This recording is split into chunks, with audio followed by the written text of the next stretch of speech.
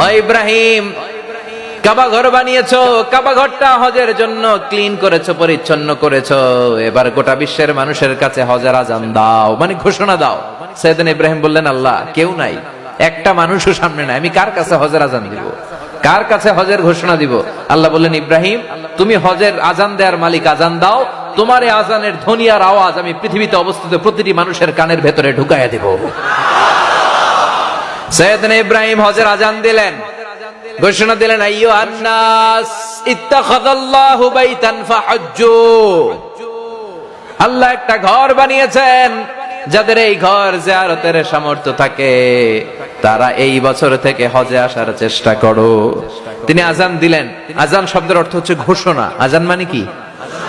Announcement. তিনি যখন অ্যানাউন্সমেন্টটা দিলেন, আল্লাহ তাআলা তৎকালীন সময়ে পৃথিবীতে যারাই ছিল প্রত্যেকের কানের ভেতরে কর্ণকুহুরে আজানের বাণীকে পৌঁছে দিয়েছে। আমরা তখন পৃথিবীতে ছিলাম না, তাই না? আমরা কই ছিলাম? আলামুল আরওয়াহ, রূহের জগতে। আমরাও রূহের জগতে যখন ছিলাম, আমাদের কানেও এই আজানের ধ্বনিকে পৌঁছে দিয়েছে কে?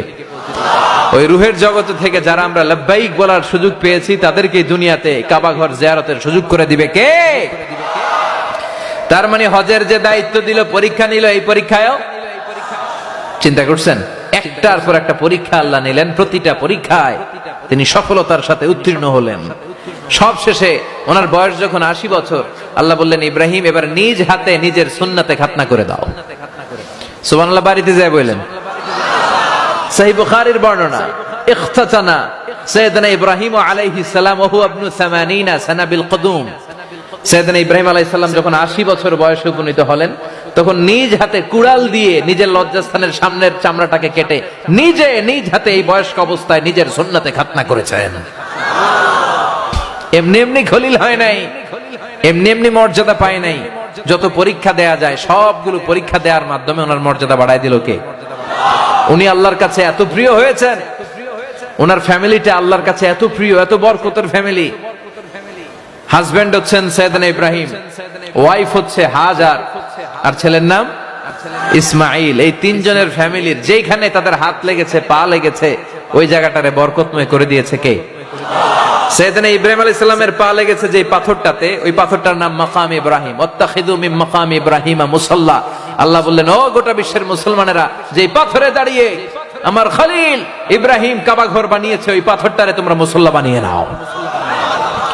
বিশ্বনবী যখন তাওয়াফ করতেন, প্রত্যেকবার তাওয়াফ করার পরে এই মাকাম ইব্রাহিমের সামনে এসে 2 রাকাত নামাজ পড়তেন। আপনারাও যারা হজ আর উমরা করতে যাবেন, তাওয়াফের পরে মাকাম ইব্রাহিমের এখানে 2 রাকাত সুন্নাত নামাজ পড়াকে আবশ্যক করে দিল কে? পড়তে হয়, এখানে 2 রাকাত সুন্নাত পড়তে হয়। পৃথিবীর কোন পাথরের মধ্যে আপনি যত পা দিয়ে আঘাত করেন, আপনার পায়ের দাগ পড়বে? কথা কয় না, পড়বে? পড়বে না। কিন্তু সাইয়েদনা ইব্রাহিম সিম্পলি দাঁড়ালেন, আর ওনার ফুটপ্রিন্ট, পায়ের ছাপ ওই পাথরের মধ্যে উঠিয়ে দিল কে? ওনার ইতিহাসটাকে চির স্মরণীয়, চির অম্লান করে রাখার জন্য আল্লাহ তাআলা এই পাথরটাকে কাবা ঘরের পাশে স্থান দিয়েছে। যারা তাওয়াফ করেছেন, হাজ উমরা করেছেন, তারা দেখেছেন কাবা ঘরের একেবারে পাশেই, একেবারে ভেরি ক্লোজ টু কাবা, ওখানে ছোট্ট একটা মিনারা আর গ্লাস ফিটিং করা, এর ভেতরে এই মাকাম ইব্রাহিম ওনার পাথরটা আছে। তাওয়াফ করার সময় ওটা দেখা যায়। তার মানে ওনার পা যেটা যেই জায়গায় লেগেছে, ওই জায়গাটারে নামাজের মুসাল্লা বানায় দিল কে? এবার ওনার স্ত্রীর কথায় আসেন। হাজার